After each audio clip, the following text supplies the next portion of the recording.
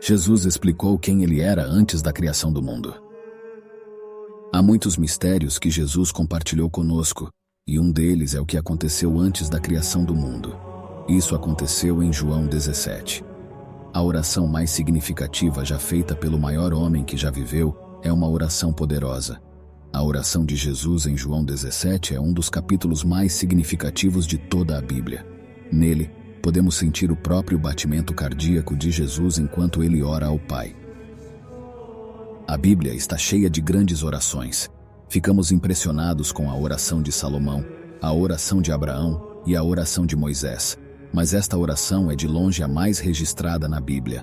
Jesus falou sobre a glória e majestade que ele compartilhava com Deus, o Pai, antes que o mundo existisse. Quando Jesus disse isso, ele levantou os olhos para o céu e orou: Pai, chegou a hora. Glorifica teu Filho para que o teu Filho te glorifique, pois lhe deste autoridade sobre toda a humanidade. Dá-lhe a vida eterna a todos que lhe deste, pois esta é a vida eterna, que te conheçam o único Deus verdadeiro, e Jesus Cristo a quem enviaste. Eu glorifiquei-te na terra, completando a obra que me deste para fazer. Agora, Pai, glorifica-me junto a ti, com a glória que eu tinha contigo antes que o mundo existisse.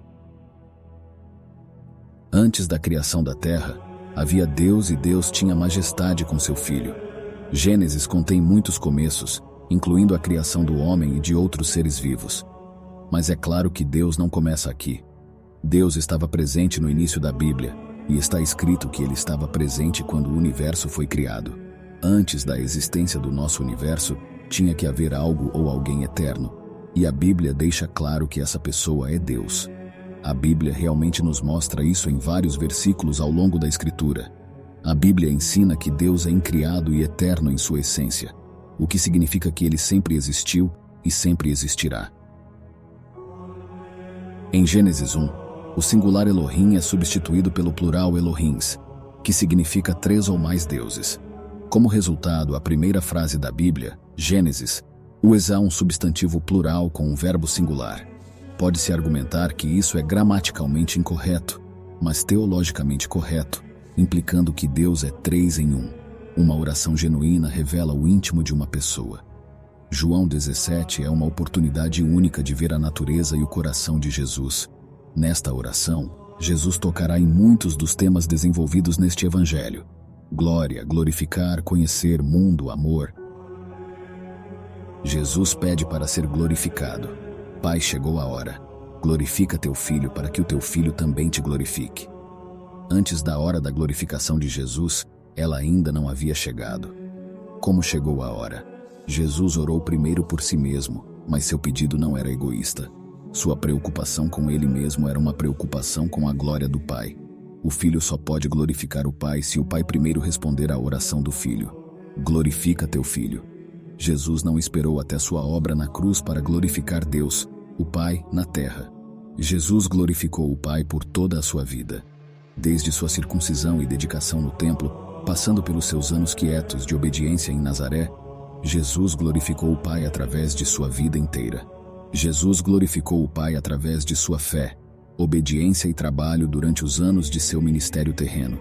Toda pregação, todo enfermo ou cego curado, todo ensinamento e treinamento para os discípulos, todo confronto com líderes religiosos corruptos, toda pergunta respondida, todo toque amoroso, tudo glorificava a Deus, o Pai.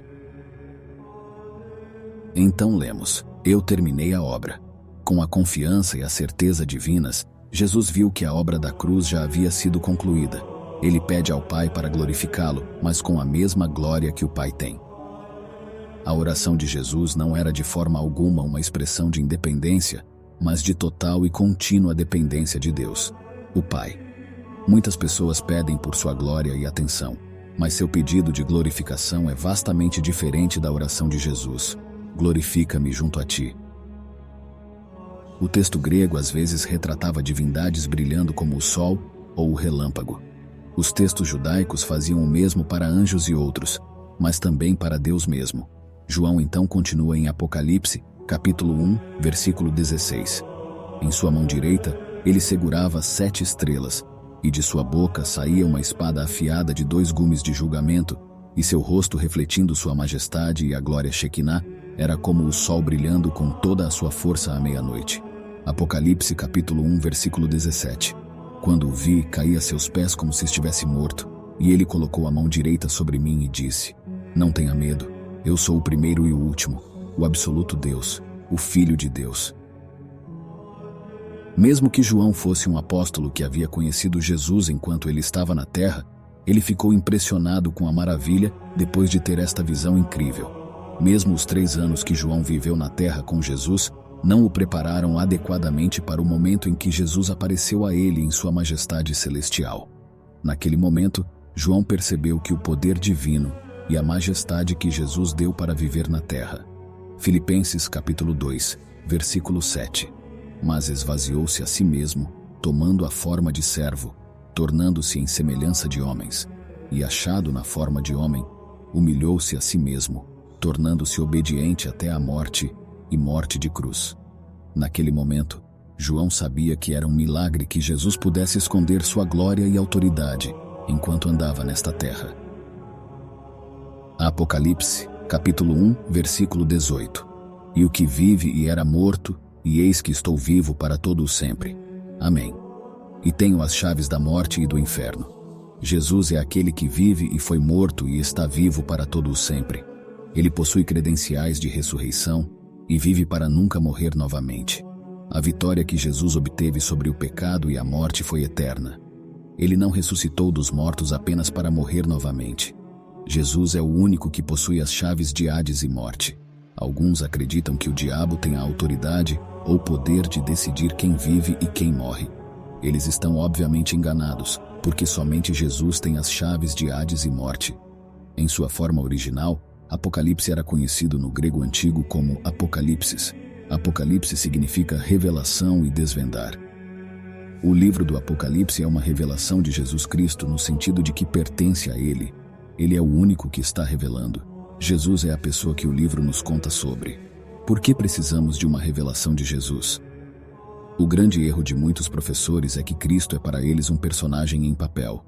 Certamente mais do que um mito, mas ainda assim uma pessoa do passado distante. Um personagem histórico que viveu muitos anos atrás e fez as mais admiráveis obras pelas quais fomos salvos, mas que estava longe de ser uma realidade viva, presente e brilhante.